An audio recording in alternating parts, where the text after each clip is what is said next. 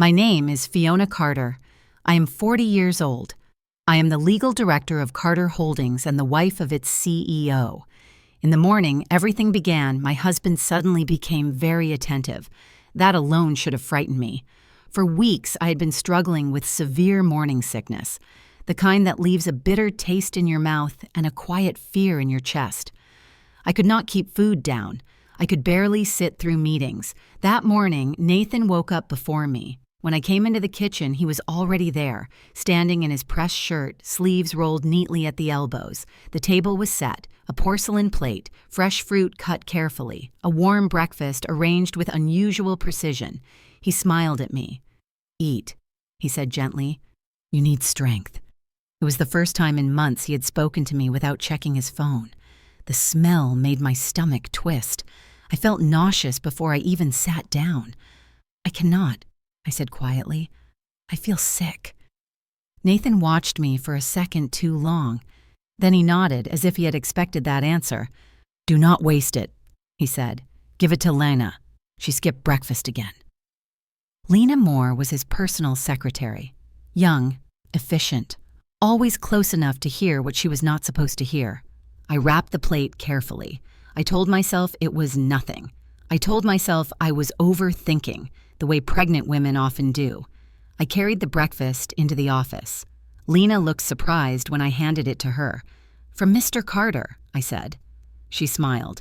She ate. Exactly 1 hour later, a blood-curdling scream tore through the building. It was not loud at first. It was sharp, animal. The kind of sound that freezes your blood before your mind can catch up. People ran, chairs scraped, someone shouted for help. I stood up slowly. In the hallway, Lena was on the floor. Her face had drained of color. Blood soaked through her skirt, pooling beneath her like a dark shadow. Nathan pushed past me. He did not look at my face. He did not ask if I was all right. He knelt beside her. I stood there, my hands empty, my ears ringing. That was the moment everything split in two, the before and the after. If you are listening to this story and you feel a strange pull in your chest, stay with me. Like the video if quiet stories speak louder to you.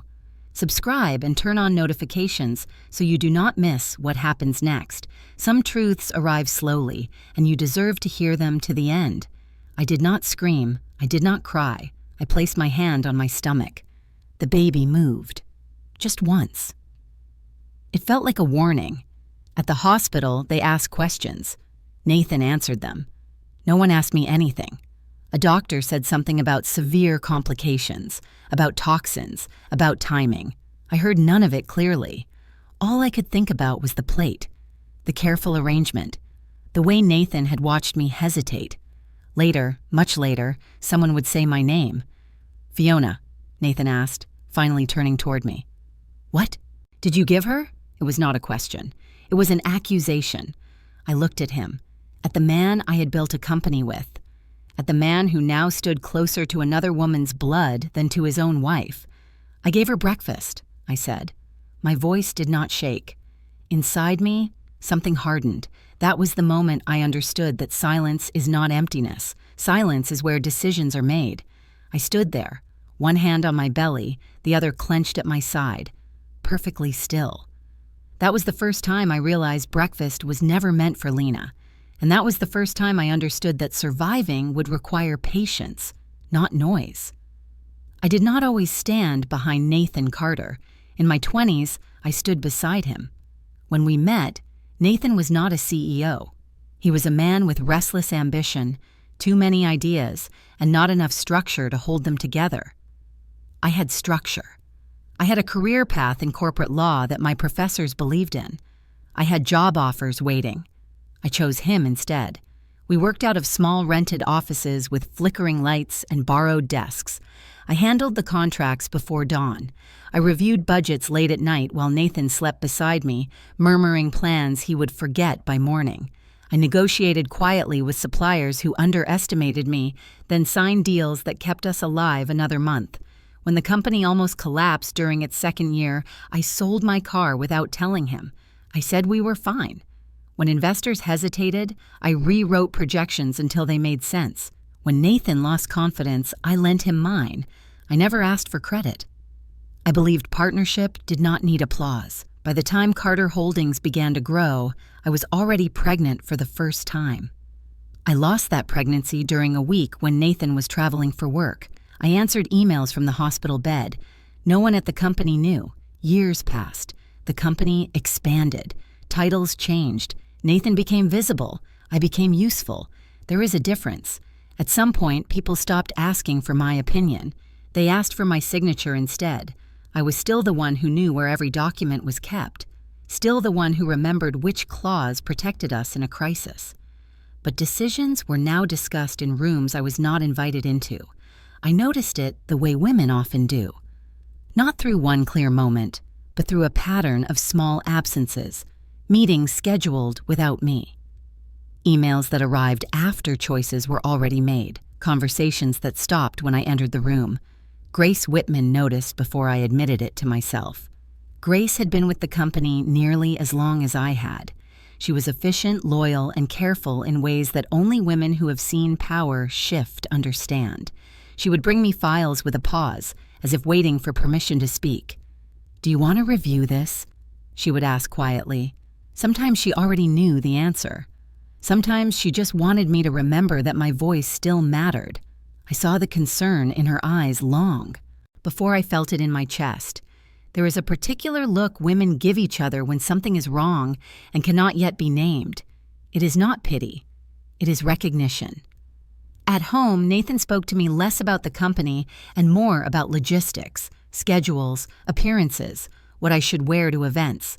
I became part of the setting. I told myself this was normal, that this was the cost of success, that stepping back was not the same as being erased. But silence changes shape when it goes on too long. The morning Lena collapsed, something shifted in me because I realized how thoroughly I had been repositioned.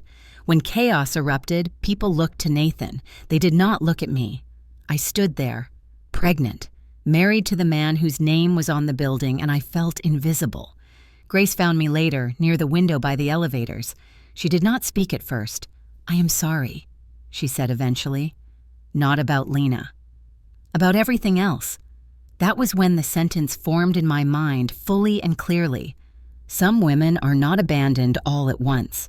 They are forgotten slowly, not pushed out but edged aside, not silenced but spoken over, not dismissed but postponed until their presence becomes inconvenient. I realized then that my greatest mistake had not been trusting Nathan. It had been assumed that loyalty protects you from being replaced. I had built something solid. I had believed solidity was permanent.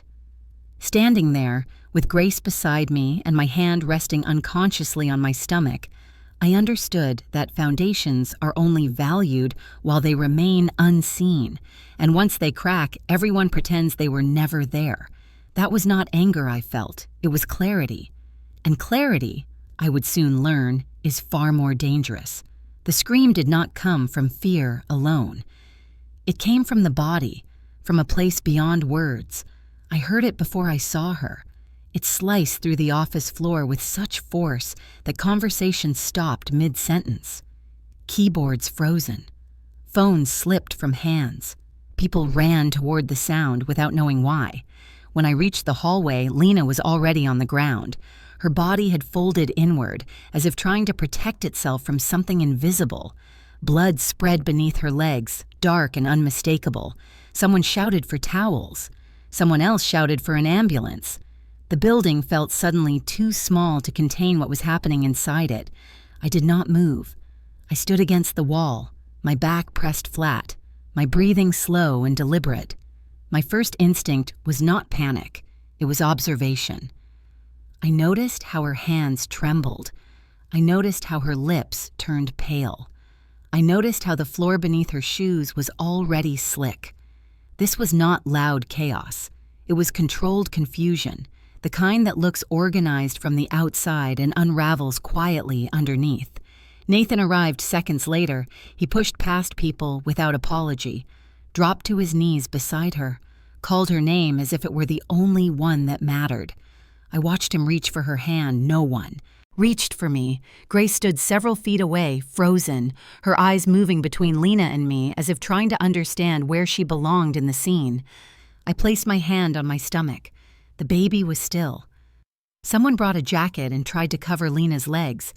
Another employee turned away, already crying. Nathan looked up then. His eyes met mine for the first time since the scream. "What did you do?" he asked. Not quietly, not privately. He asked it in front of everyone. The hallway fell silent in a way that felt deliberate, as if the air itself wanted to hear my answer. I felt something tighten behind my ribs. Not guilt, not fear, disbelief. "I gave her breakfast," I said. My voice sounded calm even to me. Nathan stared at me as if I had spoken a foreign language, as if the simplicity of my answer offended him. "You touched it," he said. It was not a question. It was a conclusion he had already reached. I realized then how easily a story forms when people are already prepared to believe it. A pregnant wife. A young secretary. A sudden emergency. The narrative arranged itself without effort. I saw it unfold in the faces around us. Curiosity bending into suspicion. Concern turning sideways. No one asked what Lena had eaten before. No one asked who prepared the meal. No one asked why Nathan had insisted I eat that morning. They watched me instead. I felt oddly separate from my body, as if I were observing myself from a distance, noting how still I remained while everything else moved. The ambulance arrived. Paramedics lifted Lena onto a stretcher with professional speed. Nathan followed them, his hand still gripping hers. He did not look back. I was left standing in the hallway, my palm pressed against my abdomen, my other hand braced against the wall. Grace approached me slowly. "Fiona," she said. Her voice was low. "Careful." "I am fine," I replied. It was true in a technical sense.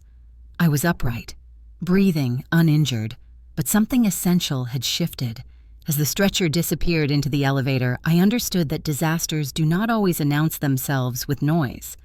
Sometimes they happen quietly, in public, under fluorescent lights, with witnesses who will remember the wrong details. The office resumed movement within minutes. People returned to their desks. Phone rang again. The scream became a story retold in fragments. But the question Nathan had asked lingered. "What did you do?" It echoed long after the hallway emptied, long after the blood was cleaned, long after Lena was gone. I stood there until my legs began to ache. I did not defend myself. I did not explain. Because something in me understood that the moment I spoke too much, I would lose control of the narrative entirely. Silence was not surrender. It was restraint. And restraint, I was beginning to realize, would be the only thing standing between me and becoming the villain in someone else's version of the truth. The hospital corridor smelled like disinfectant and metal. It was too bright. Every surface reflected light in a way that made my eyes ache. Nathan did not sit beside me. He stood near the window, arms crossed, phone pressed to his ear, speaking in a low voice he used only when he wanted to sound reasonable. When he finally turned toward me, his expression was composed, concerned even. "You know how this looks," he said. That was how it began. Not with anger, not with accusation, with implication. I said nothing. "You have been under a lot of stress," he continued. "Pregnancy does things to people. Emotions get tangled." I watched his mouth move. I listened to the tone he used with board members and lawyers, the tone that suggests understanding while quietly rearranging blame. "I never said you meant harm," he added. "That is not what I am saying." That was exactly what he was saying. I did not argue. I did not raise my voice. I had learned long ago that defending yourself too quickly makes you sound guilty. Instead, I asked a simple question. "Is Lena stable?" Nathan hesitated. "They are monitoring her," he said. Then he paused. "They said it could have been triggered by something. Something, not someone, not a choice, not him."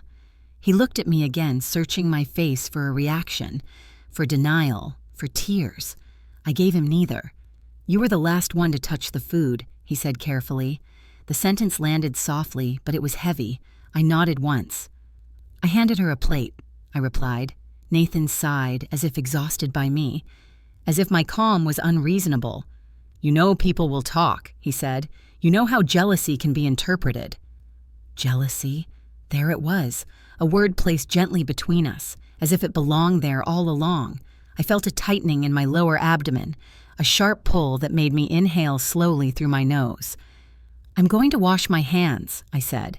The restroom was empty. The mirror showed a woman I recognized and did not. I turned on the faucet. Water poured over my fingers, warm at first, then cooler. I held my hands beneath the stream longer than necessary. The sound was steady, predictable. I focused on it. The water rushed over my skin, carrying away something invisible. I watched it swirl into the drain, clear and constant. My stomach tightened again. Not pain exactly, more like pressure. I placed one hand on the edge of the sink and leaned forward. This was the moment when my body understood what my mind had not yet fully accepted. The breakfast had never been meant for Lena. The accusation was not an accident. It was preparation. Nathan had already chosen the story that would protect him, and I was standing in the wrong role. I dried my hands slowly, folded the paper towel with care. When I returned to the corridor, Nathan was speaking with a doctor. They both lowered their voices when they saw me. That small gesture told me more than any confession could. I did not confront him. I did not ask why. I understood then that this was not about Lena, not about jealousy, not even about the food. This was about control, about redirecting attention away from himself and toward the person who could not afford to fight back loudly. A pregnant wife is easy to frame. An emotional woman is easy to doubt. I became aware of how often Nathan interrupted me lately, how often he corrected my memory, how often he spoke on my behalf. Gaslighting does not arrive as cruelty. It arrives as a concern, and silence, I realized, was no longer just a reaction. It was becoming a strategy. I would not argue with a man who had already decided who I was in his version of events. I would remember instead every word, every pause, every look. Because the moment I raised my voice, I would lose something far more valuable than his approval. I would lose clarity. And clarity, once lost, is very difficult to reclaim. I placed my hand on my stomach again. The tightening eased. That was when I knew.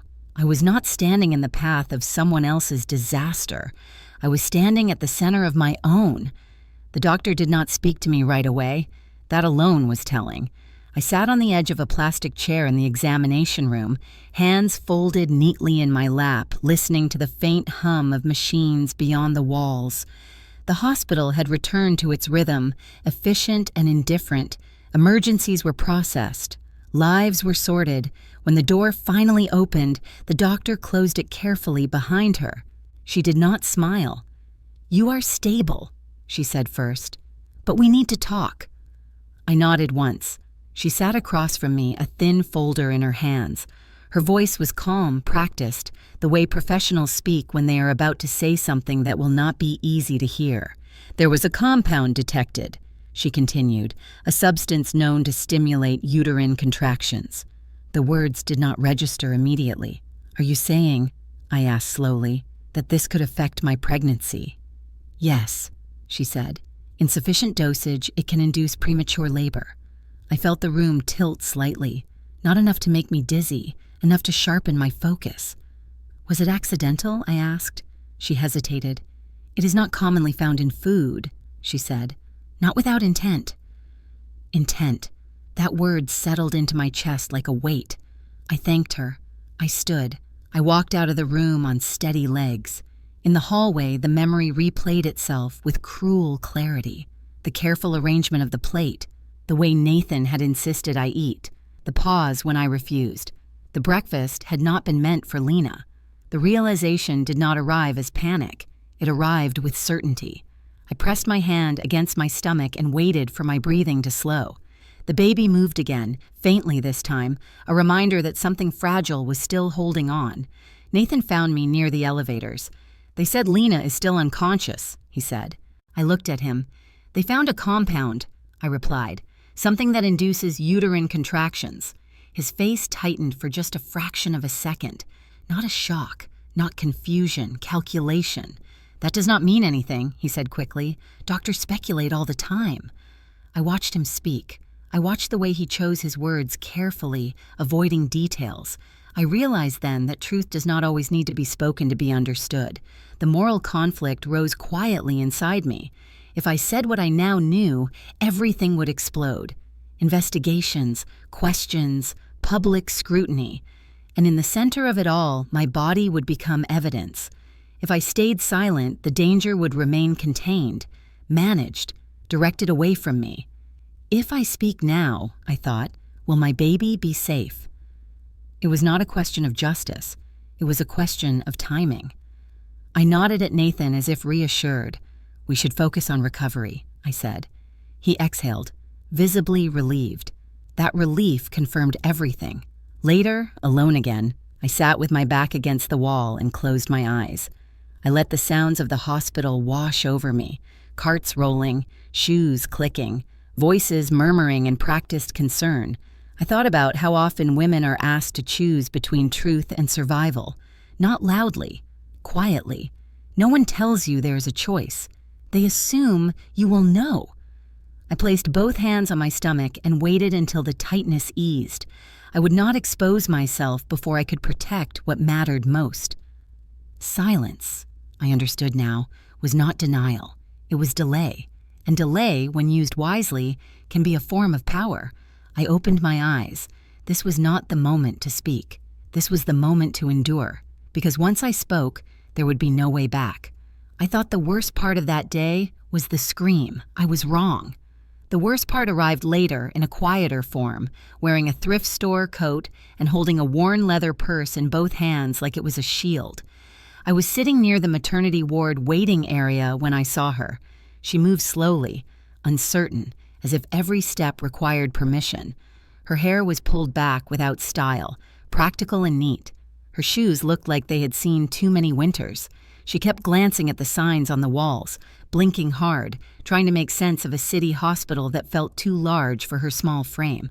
She approached the front desk and spoke to the nurse with a soft, apologetic voice. I could not hear the words clearly, but I saw the nurse's expression change. Sympathy, then caution. The nurse pointed down the hall, then offered the woman a cup of water. The woman did not drink it. She simply held it, fingers trembling slightly around the paper cup. That was Mrs. Eleanor Moore, Lena's mother. I recognized the last name from the employee file Nathan insisted was none of my concern. I recognized it because I had signed Lena's onboarding documents years ago when I still signed everything back. Then her emergency contact line had been blank. No spouse, no family listed, just empty space, like she had already learned that needing people was a risk. Mrs. Moore sat down across from me, leaving a careful distance between our chairs. She stared at the floor tiles, lips moving silently as if counting. Then she looked up and noticed my wedding ring. Her gaze lingered there, respectful, confused, and a little afraid. "You are," she began, then stopped. I waited. "You are Mr. Carter's wife," she said finally, not as a statement, but as a question she hoped would not offend. "Yes," I replied. "I am Fiona." Her shoulders loosened just slightly, relief, then immediate guilt for feeling relief. She clutched her purse tighter.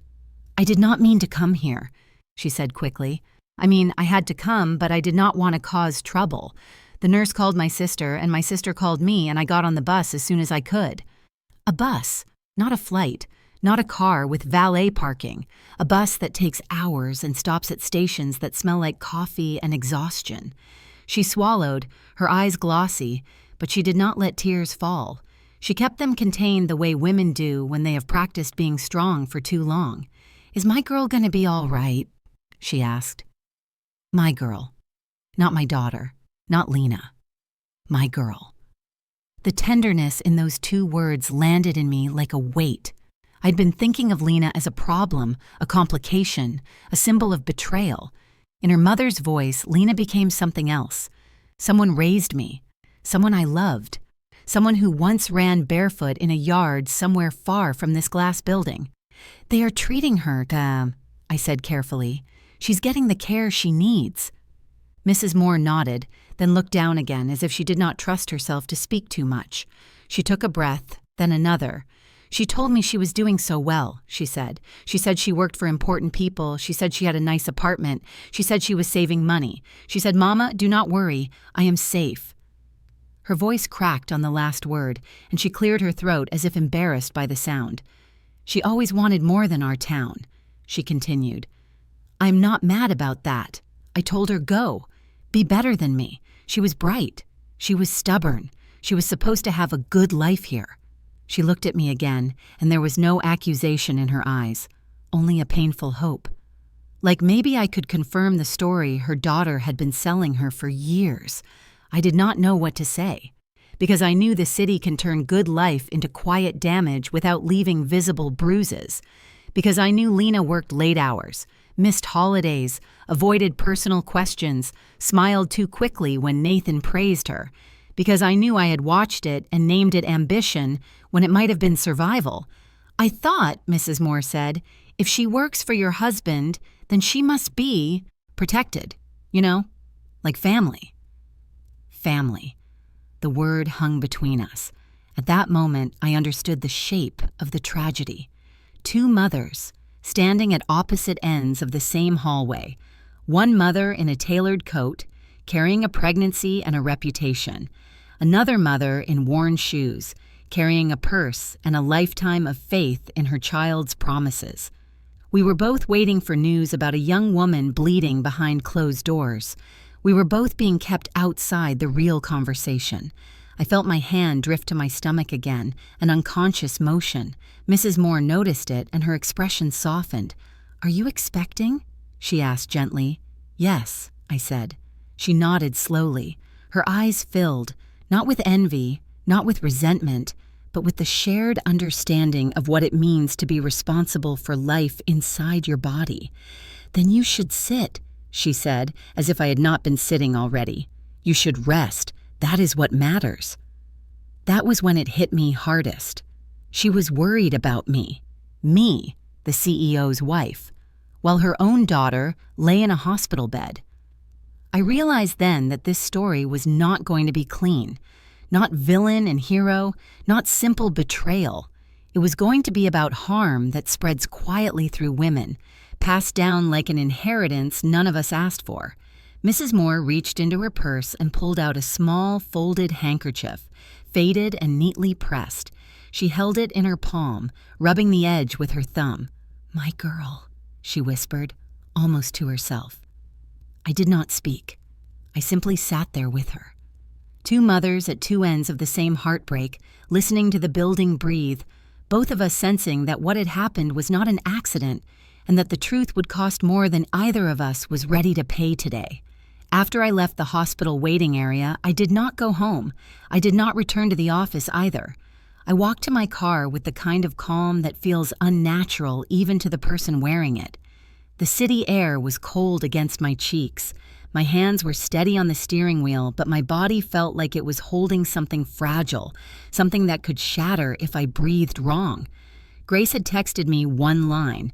She did not ask questions. She did not offer comfort. She simply wrote, "I can get you Mr. Blake's number. Say the word." Mr. Howard Blake had been our family attorney before Carter Holdings became a public name. He was old enough to remember Nathan when he was just a man with ambition and bad shoes. He was also old enough to have seen how ambition turns when it believes it has nothing to lose. I drove to his office on instinct, not logic. It was in an older building downtown, the kind with brass numbers on the door and a lobby that smelled faintly of paper and furniture polish. The receptionist recognized my last name immediately. That recognition used to feel like respect. That day it felt like exposure. Mr. Blake came out himself. He was tall, thin, and careful in. His movements, like every step, had been considered.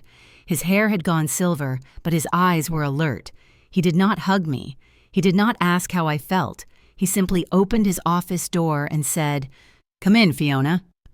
The room was quiet. Books lined the walls. A framed photograph of a courthouse sat on a shelf behind him. The air felt steady, like it had been waiting for me. I sat across from his desk. I placed my purse in my lap. I did not cry. Mr. Blake studied my face for a moment. Then he asked, "Are you safe right now?" "Yes," I said, "for the moment." He nodded once, accepting the weight behind those words. I did not tell him everything. Not yet. I did not give him a dramatic summary. I did not describe Lena's blood or Nathan's expression or the way suspicion had spread through the hallway like smoke. Instead, I said, "A doctor confirmed a compound that induces uterine contractions was involved, ma'am." Mr. Blake's gaze sharpened. His posture shifted forward. "That is a serious statement," he said. "I know," I replied. "That is why I am here." He waited. He was not the kind of man who filled silence with noise. He let it sit until the truth had room to appear. I took a breath and asked the only question that mattered. "If I stay silent longer, can I protect my baby?" The words came out flat, controlled, but inside them was everything I had not allowed myself to feel. Mr. Blake did not answer immediately. He looked down at his desk, at the paperweight shaped like an old key, then back at me. "Protection depends on what you mean by silence," he said. I replied, choosing my words carefully, not confronting my husband yet, not making public accusations, not giving him a reason to act first." Mr. Blake's mouth tightened slightly, not judgment, understanding. "Then yes," he said, "silence can buy time. Time can buy leverage, but only if you use it well." I nodded. My hands remained still in my lap. My body felt tense, but my voice did not waver. "What do I do?" I asked. He leaned back. "You document everything. You secure your medical records. You make copies. You stop discussing anything sensitive over phone calls that can disappear. You keep your movements predictable to him while making your preparations invisible." I listened, absorbing each instruction like a map. He continued, "You also need to protect your financial access, not dramatically, quietly. Make sure you can pay for a safe place to stay if you need it. Make sure you have independent accounts. Make sure no one can freeze you out with one signature." I thought of how often Nathan had said, "We share everything." The phrase sounded different now. It sounded like ownership. Mr. Blake watched my face again. "Has he threatened you?" "Not directly," I said. "He's doing something else. He's shaping a story." Mr. Blake nodded slowly, as if that confirmed what he already suspected.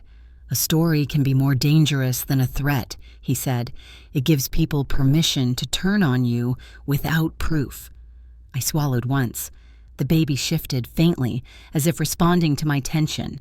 I pressed my fingertips against my abdomen, not to soothe the baby, but to remind myself that my body still belonged to me.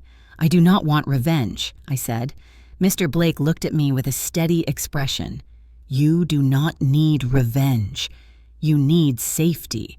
Justice can look quiet when it is done properly."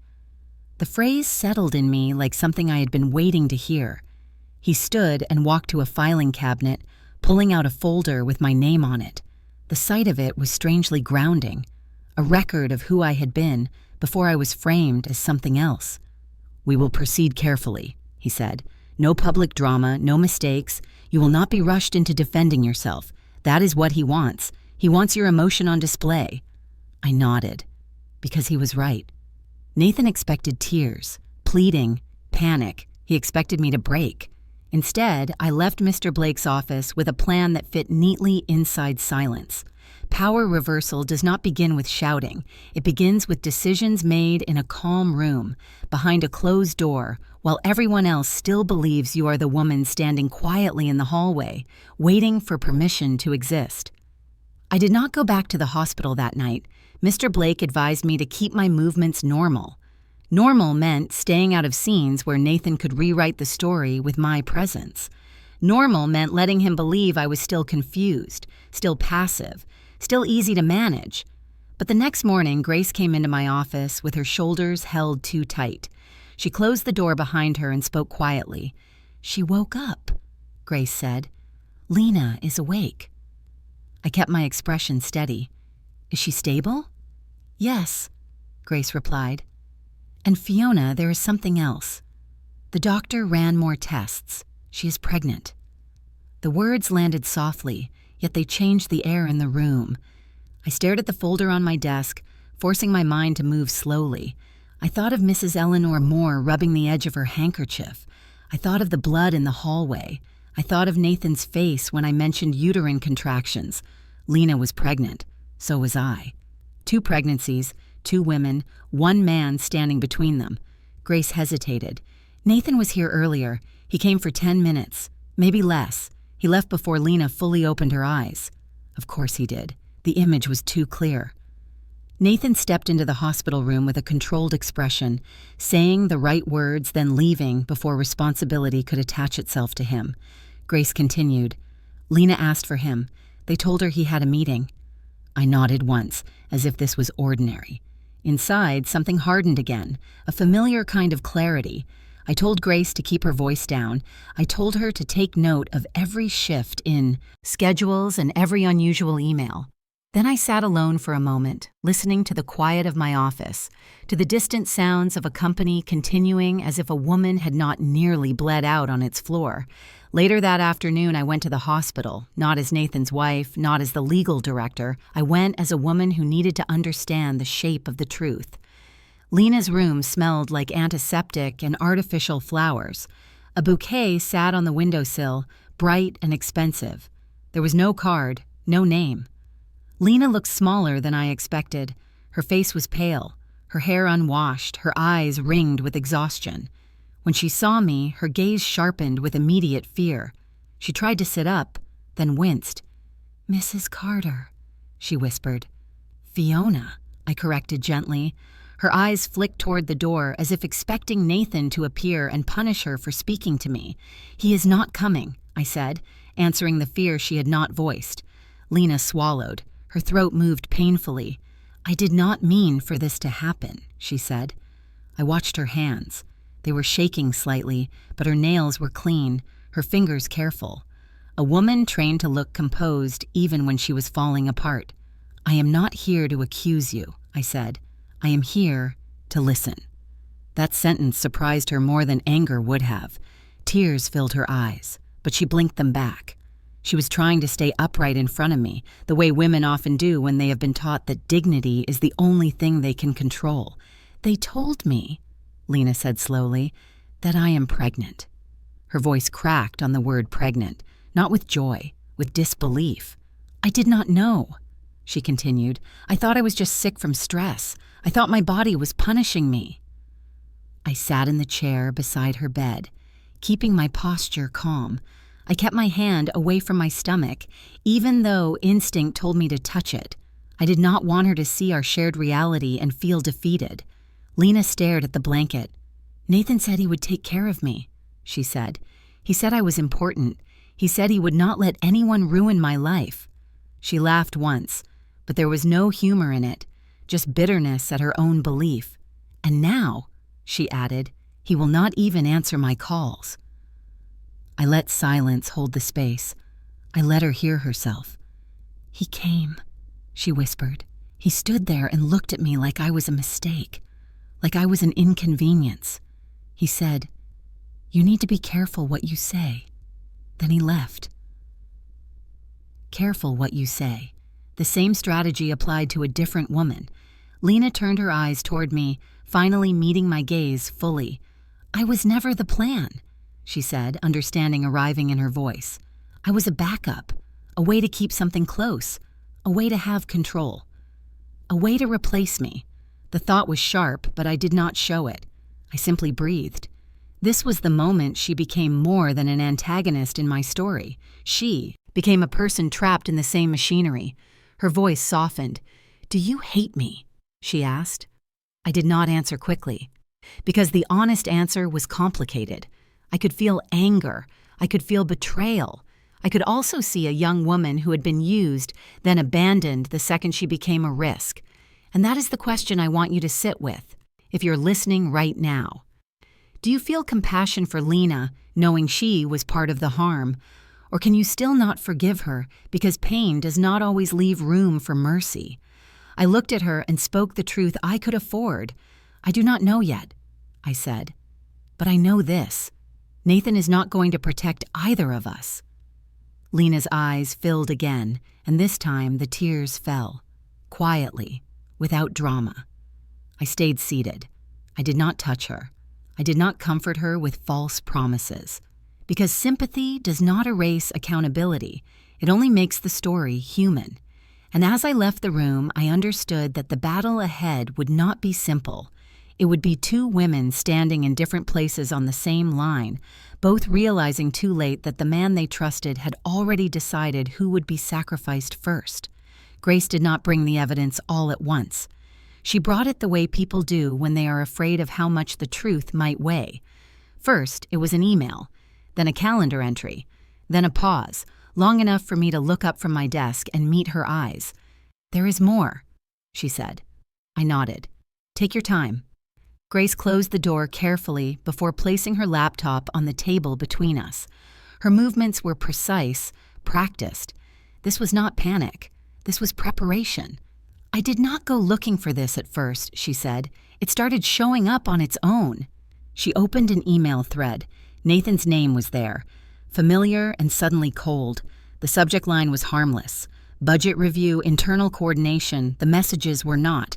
Dates appeared, times, instructions written in neutral language that masked intention. I read slowly, forcing myself not to rush. The words did not scream guilt. They whispered planning. Meetings scheduled at odd hours. Private calendar blocks labeled travel that did not match flight records. Requests for security footage under the excuse of system audits. Grace clicked again. "This one," she said, pointing. "The morning of breakfast." I leaned closer. Nathan had requested that a specific camera near the executive kitchen be disabled for maintenance. The request had been approved automatically, routine, unquestioned. I felt my breath slow. "Who else knows about this?" I asked. "No one," Grace replied. "I noticed because I was reconciling access logs. It did not make sense." Nothing ever does, until it does. She pulled up another file. Internal messages between Nathan and a vendor I recognized, one that specialized in specialized supplements, compounds marketed as wellness enhancers. The language was careful, plausible deniability woven into every sentence. I sat back in my chair. Grace watched me closely. "Do you want me to confront him?" "No," I said immediately. The answer surprised her. "This is not the moment," I added. "He expects confrontation. He expects me to react." Grace nodded slowly. She understood. She had seen enough power shifts to know when timing matters more than truth. "Then what do we do?" she asked.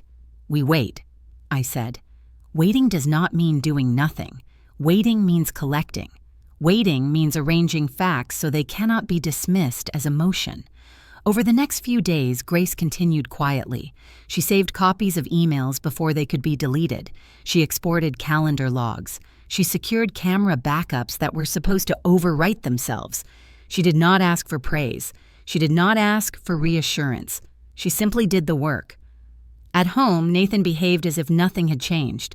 He spoke softly to me. He asked if I needed anything. He touched my shoulder in public spaces where witnesses could see. At night, he slept beside me like a man untroubled by consequence. I lay awake listening to his breathing, my hand resting on my stomach, counting the small movements inside me like proof that something pure still existed.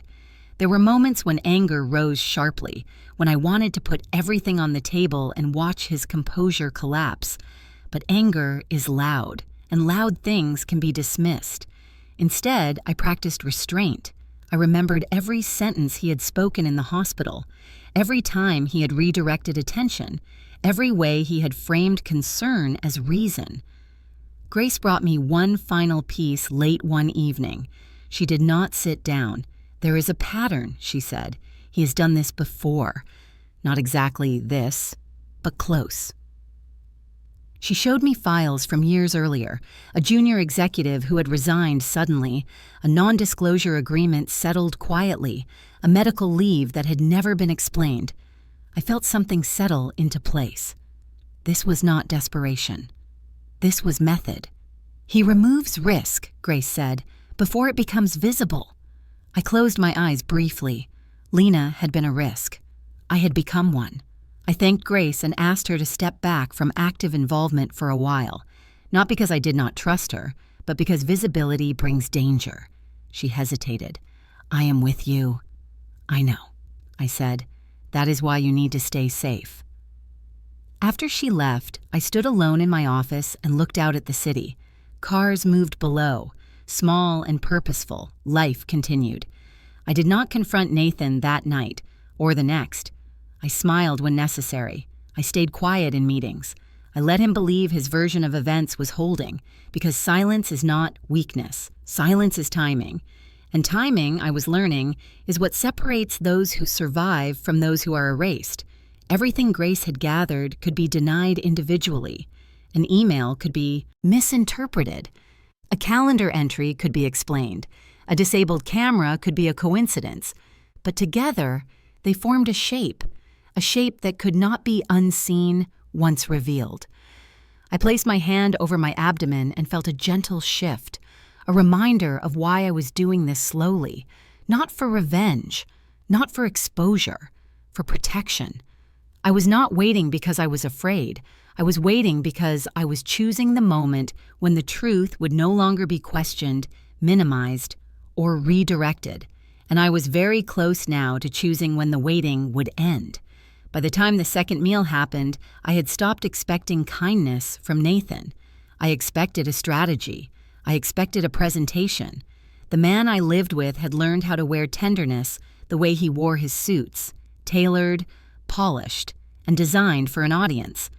That evening, I came home later than usual. I had stayed at the office to review what Grace saved, not because I enjoyed reading betrayal in corporate language, but because it kept my mind anchored in facts. Facts do not panic. Facts do not swell with hormones. Facts do not beg to be believed. The house was quiet when I walked in.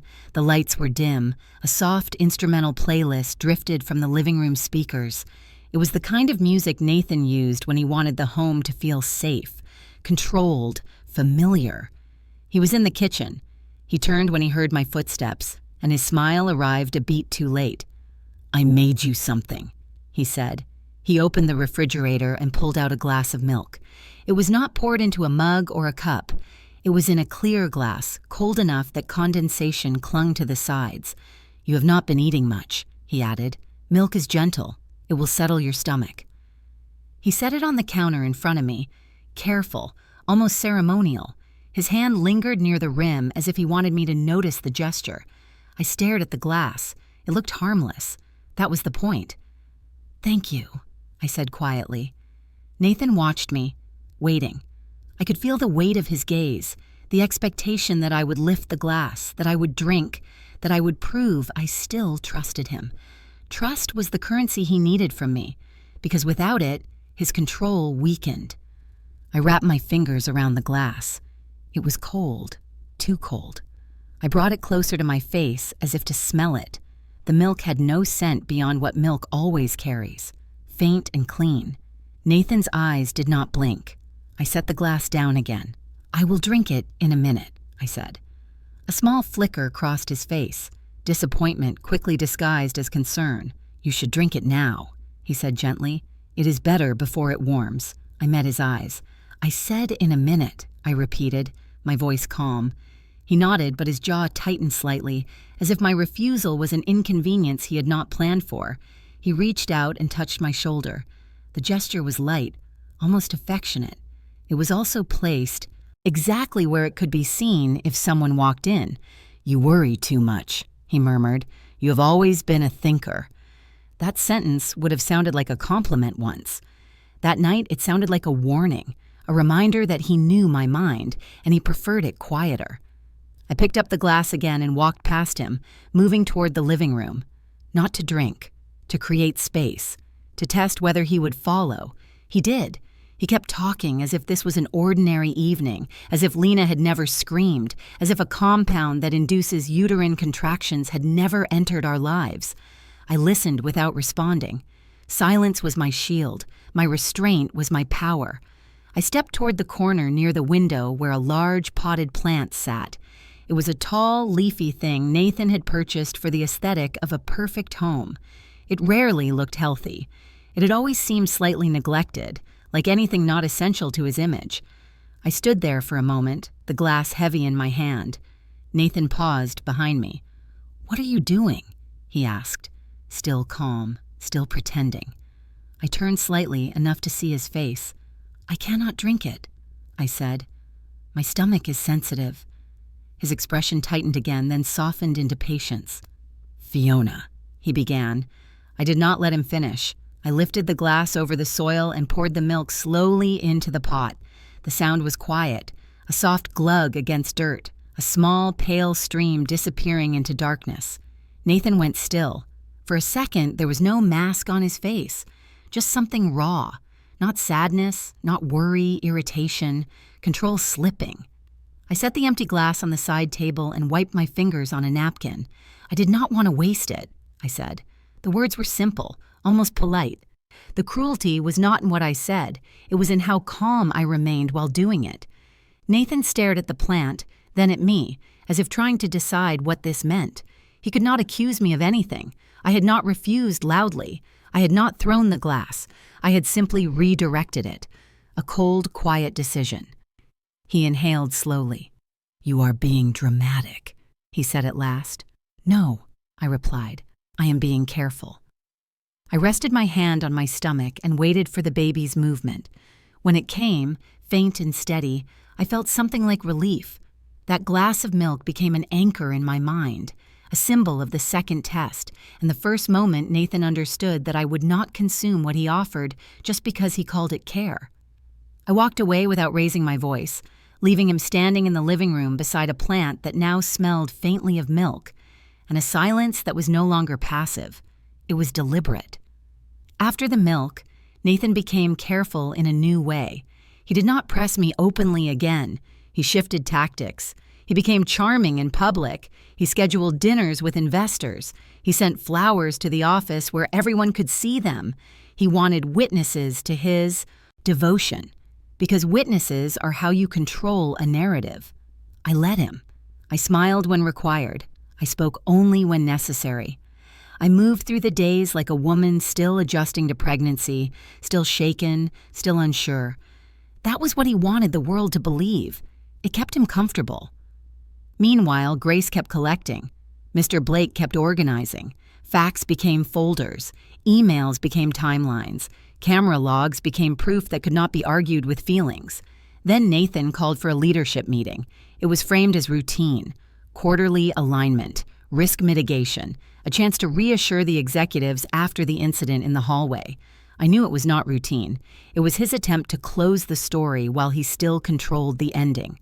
The conference room was glass on two sides, high above the city, long table, leather chairs, bottled water lined up like tiny symbols of order. The room smelled faintly of cologne and money. Nathan sat at the head of the table, relaxed, confident, wearing a dark suit that made him look like stability itself. Several executives were already there, along with HR, the head of compliance, and two legal consultants from outside counsel. People who did not belong in a normal meeting. Grace sat near the end, her expression neutral. Her eyes met mine briefly. She did not nod. She did not need to.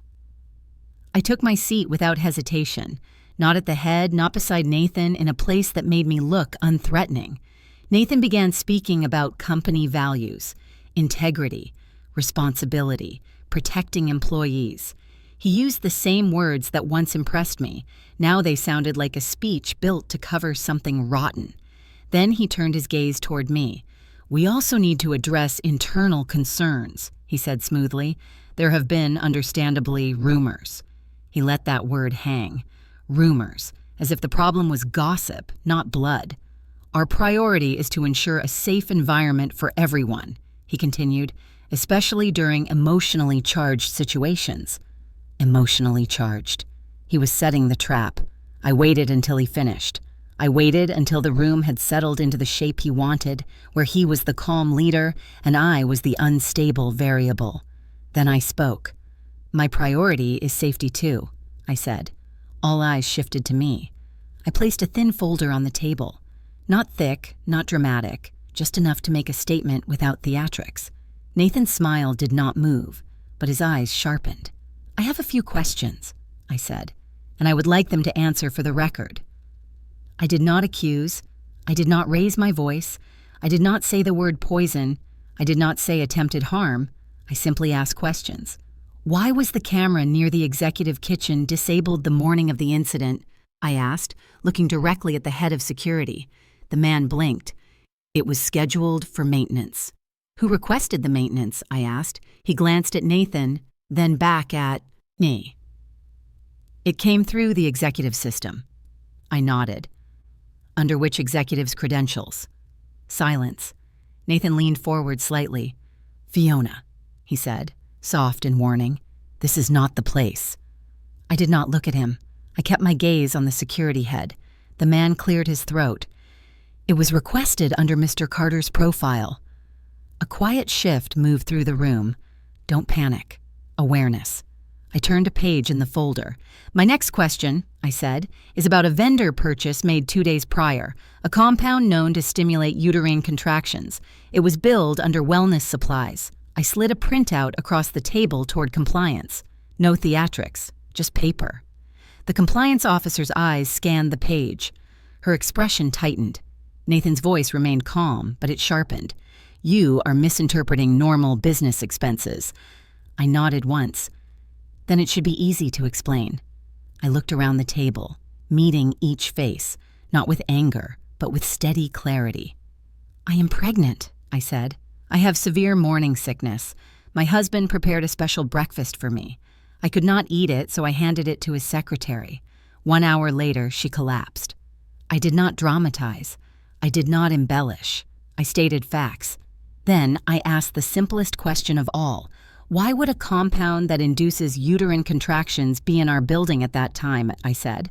"And why would the camera that could answer that be disabled under my husband's credentials?" Nathan's mask slipped for the first time in that room.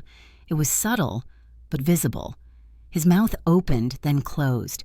He looked toward the outside counsel as if searching for rescue. No one spoke, because questions, unlike accusations, demand answers. Nathan tried to laugh. "It came out wrong, too thin." "This is absurd," he said. "She's pregnant, she's emotional. You all know how stress can distort perception." That was his final attempt at gaslighting, delivered to an audience. But this time, it did not land. I did not argue. I simply waited.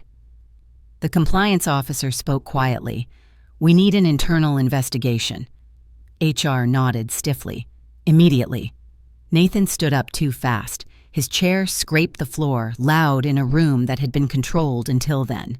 "You cannot do this," he said, his composure cracking. "You cannot treat me like a suspect in my own company."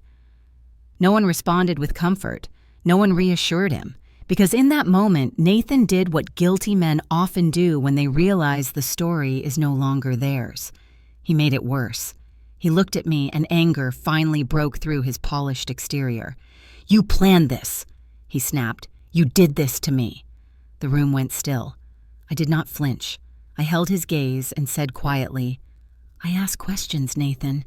If you are innocent, the answers will protect you."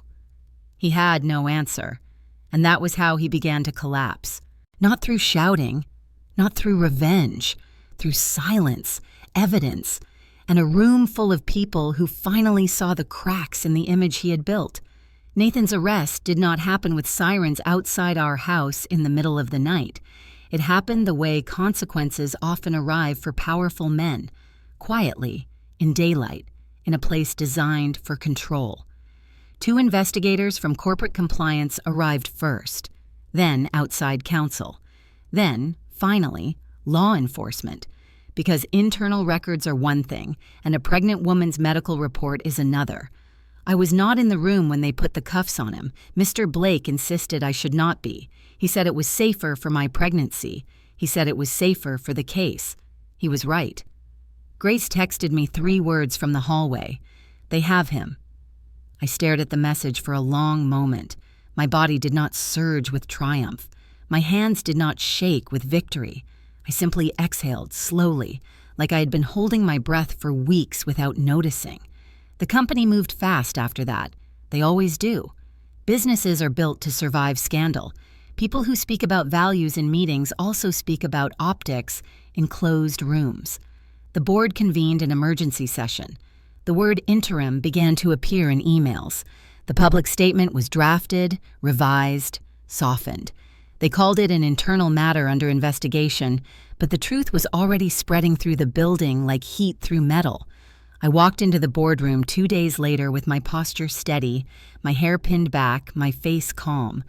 I did not wear black, I did not wear white. I wore gray, neutral, practical, unremarkable, the kind of outfit that does not distract from authority. The men in the room avoided my eyes at first, not out of respect, out of discomfort. They had all benefited from Nathan's leadership, and now they were being forced to look at what it had cost. The board chair cleared his throat. Fiona, given your experience and your position in legal, we would like you to step in as interim CEO. Interim, temporary, a label designed to reassure shareholders. I nodded once. I will, I said, on one condition: full transparency, full cooperation with the investigation, no protecting reputations. We protect people. Silence followed. Then the head of finance said quietly, "Agreed." That was how power shifts in real life. Not through applause, through necessity. I did not celebrate. I did not feel the urge to call anyone with a triumphant voice. The only sensation I felt was relief so deep it made my shoulders ache. That afternoon, I went back to the hospital. Lena was being discharged. She looked different. Still pale, still thin, but her eyes were clearer. She was dressed in a simple sweater and jeans, hospital bracelet still on her wrist. Mrs. Eleanor Moore stood beside her, holding a small bag of belongings and a paper cup of water, the same quiet posture of a woman who has spent a lifetime, waiting in rooms where she is not in control. When Lena saw me, she froze. Then she looked down. "I heard," she said softly, "about Nathan." I nodded. Mrs. Moore's eyes widened. She did not ask questions. She simply tightened her grip on the bag as if it might float away. "They are letting me go home," Lena whispered. Home. Not the apartment she rented in the city, not the illusion of success she had built. Home, the place where her mother's hands knew how to comfort without words. Mrs. Moore finally spoke to me. "I am sorry," she said, her voice trembling. "I do not know what my girl was doing. I do not know how she got mixed up in all this. But I am grateful she is alive." I looked at her. The apology in her voice did not belong solely to her daughter. It belonged to the way women are taught to take responsibility for harm they did not start. "You do not need to apologize to me," I said gently. "Take her home. Keep her safe." Lena's eyes filled, but she held herself together. She was still learning what accountability feels like when it is not wrapped in punishment. "I did not know he would do that to you," she said. "I thought he loved you." I felt the familiar tightness in my abdomen, not pain, just a reminder that my body still carried both vulnerability and strength. "He loved what I built," I said quietly. "Love is different." Lena nodded, as if that sentence would stay with her for years. Mrs. Moore reached into her purse and pulled out the faded handkerchief again. She pressed it into Lena's palm. Lena held it like an anchor. They left the hospital together, mother and daughter walking slowly toward an uncertain future that at least belonged to them again. I stood in the corridor and watched until they disappeared. Then I did something small. I leaned my head back against the wall and closed my eyes. No tears, no victory speech, just one long, careful breath. Because the storm had passed, but the work of healing was only beginning. In the months after Nathan was taken away, my life became quieter in a way I had not known was possible. Not empty, not lonely. Quiet like a room after a door finally closes. Quiet like breath returning to a body that has been bracing for impact. The company stabilized. The board stopped treating me like a temporary solution and started treating me like the person who had been holding the foundation all along. I did not chase validation. I did not speak about empowerment in meetings. I simply did the work, steady and clear, and let competence speak for itself. I moved out of the house we shared, Not dramatically, not with a scene. I chose a smaller place with warm light and fewer echoes. I brought only what I needed: files, clothes, a few framed photographs. I was not ready to throw away, but not ready to display either. Healing often begins in the space between those decisions. Grace helped me set up the new office arrangement. She never once asked me if I regretted anything. She did not need to. Regret belongs to people who had choices without consequences. I had a child growing inside me. My choices were always measured in survival. Then one morning, long before dawn, my body told me it was time. Labor was not poetic. It was real. It was pain that arrived in waves and forced me to surrender control. I remember the sterile smell of the delivery room and the steady voice of the nurse telling me to breathe. I remember gripping the sheets and thinking, this is the only fight that matters now. When my daughter finally entered the world, she did not cry loudly at first. She made a small sound, then another, as if testing whether it was safe to exist. They placed her on my chest. She was warm and damp and impossibly small. Her fingers curled against my skin like she had known me forever. At that moment, I felt something I had not felt in a long time. Not victory, not revenge. Relief without fear behind it. I named her Hope. Not because I wanted a symbolic gesture, because the word held weight. Because hope for women like me is not a soft idea. It is a decision you keep making even when the world tries to train you out of it. Weeks later, when my body was stronger, I went back to the house one last time to collect the final documents that still mattered. The place felt unfamiliar, like a set after the actors have left. Rooms that had once held conversation now held silence that did not belong to me. In the living room corner, the potted plant was still there. The same plant I had poured Nathan's milk into. Its leaves were dull, drooping slightly, as if it had absorbed the residue of that night. I stared at it for a long moment, remembering how cold the glass felt in my hand, remembering Nathan's face when he realized I would not drink what he offered. I understood then that the plant had become something more than decor. It had become a marker, a quiet witness. I carried it outside. The air was crisp. The sky was pale. For the first time in years, I stood in that yard without feeling like I was standing inside someone else's life. I dug into the soil with a small garden shovel. The earth was firm, resistant at first. Then it gave way. I worked slowly, careful with my back, mindful of my body still healing from birth. Each scoop of dirt felt like a simple act of reclaiming. I removed the plant from its pot, loosened the roots, and placed it into the ground. I patted soil around it like I was tucking something in. Then I watered it, not with milk, with clean water, with intention. Days passed. The plant did not die. It held. A week later, a new leaf appeared, small and bright, the kind of green that makes you pause because it looks like a promise. I stood there with my daughter in my arms, her weight steady against my chest, her breathing soft and certain. The wind moved through the yard, and for the first time, the silence around me did not feel like punishment. It felt like peace. I thought about all the meals in my life, the ones made to nourish, the ones made to impress, the ones made to control. Some meals are not meant to feed you. They are meant to weaken you. And some women do not come back to life until they leave the table entirely. There are breakfasts that carry danger. There are glasses of milk offered as care and filled with something else. There are smiles that are only masks. But there is also this, a small hand gripping my finger, a new leaf in the sunlight, a body that survived, a mind that learned to trust its own clarity. I did not forgive Nathan for what he tried to do. Forgiveness is not required for healing. What I did was release myself from the need to be understood by the person who harmed me. Because the truth is simple. There are meals not meant to nourish, and there are women who only begin to live again after they walk away. If you have ever been silent to survive, I want to hear your story. Leave a comment with where you are watching from and tell me, quietly or plainly, what you endured. If this story spoke to you, like the video, subscribe and share it with someone who needs to remember that it is never too late to start over.